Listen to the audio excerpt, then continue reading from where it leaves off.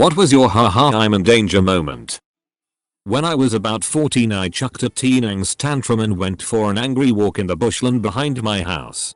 Didn't take my phone, didn't tell anyone where I was going, just stormed out.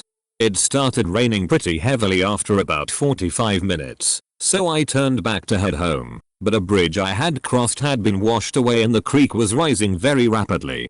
I, stupidly, skidded down the embankment to see if I could cross, but didn't realize the rain had made it too slippery for me to be able to climb back up. I vividly remember standing on the little patch of rock thinking haha, I might die. I didn't. I climbed onto a rock ledge, waited out the storm and managed to make my way back up the embankment and return by a different route. By that point, had been gone for about 4 hours and had escaped death only to be almost killed by my parents. I was on a bouncy castle at a college ball and my friend turned the pump off as a prank. My head was sealed in the deflating plastic and I was suffocating, kicking my legs wildly trying to free myself. I had almost passed out when someone noticed and pulled me out. It would have been quite an ignominious end. My third year fighting forest fire, I was upgraded to pump truck operator for a mop-up crew. After a section of the fire was deemed extinguished, they send in mop-up to make sure it's actually really out. I drove a giant pickup truck with a huge tank of soapy water and filled up portable water bags for the mop-up fighters.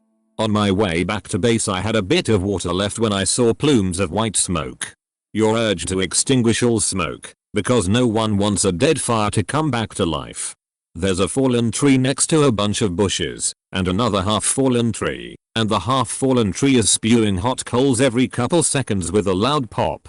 Each pop of hot coals makes the other wood products take off. The fire was at risk of starting over again, right here lol. I had nothing but a pissant bladder bag. I bounded down to the pump truck, grabbed a hose, ran it up, bounded down, turned the hose on, ran up, and began attacking the situation. As I'm chasing down the heat and fuel source, I realize I'm surrounded by flammable objects. Soon after, I'm surrounded by giant flames. Alone, I was literally screaming and laughing as I hacked and sprayed away at the rising flames. I got it tamed down after soaking and chopping killed the main source. I also sprayed the fuck out of branches so soapy water was dripping everywhere. I had just finished rolling the hose back up and was catching my breath when these Marines came running up the hill. They were sent to investigate the smoky mess I'd been dealing with. Being high-fived by a Marine is a good feeling. My mother was in the hospital and I overheard my abusive stepfather answering the door at 2 AM and talking about getting rid of them tomorrow night and his gun. I was 100% sure he was going to kill my sister and me. So I was walking to my school, and there's this little street with 2 lanes that leads onto the highway that you need to pass to get to my school. I usually wait till everyone has passed since no one respects the yield, but that day, the guy in the right lane actually yielded, which was awesome, so I made my way across. Suddenly as I passed through the right lane and entered the left lane, before my mind could process anything, my body just straight up stopped moving. I was briefly confused before I felt 2 cars barely graze both my front and backside. Apparently the guy on the right started driving again as soon as I was out of his lane, and at the same time, a guy behind him was being impatient and jumped to the left lane without stopping for me, so they both passed me at the same time while I survived by being frozen in the minor gap between the two. Honestly, my subconscious is the only reason I'm alive today. I drove through a notorious neighborhood back in my hometown and the engine had become entirely cut off. Apparently my dumbers had it on 3rd gear for a couple of hours. I got robbed that night, but thankfully there was no carjacking. Couple of days ago I was working up a tree, arborist. The tree in question was a black locust that was dying at the top. However, the base looked fine. I set about slowly dismantling the tree, which was an awkward task because I couldn't get as high up onto the tree as I wanted due to the decay and it was growing over a building, so I couldn't just let bits free fall. After an hour or so of working I heard a snap about a meter above me while I was about 13 meters up into the crown. I looked up to see a long branch above me that was growing into the crown of another tree had snapped. I realized instantly that this meant that the base of the tree I was in had failed and I was going to go down with it if I didn't get out. Before I could even react, the tree was free falling down towards the outbuilding that I had been working so hard to avoid. Time slowed down and I could see my colleagues standing in the woodland watching me with pure fear on their faces.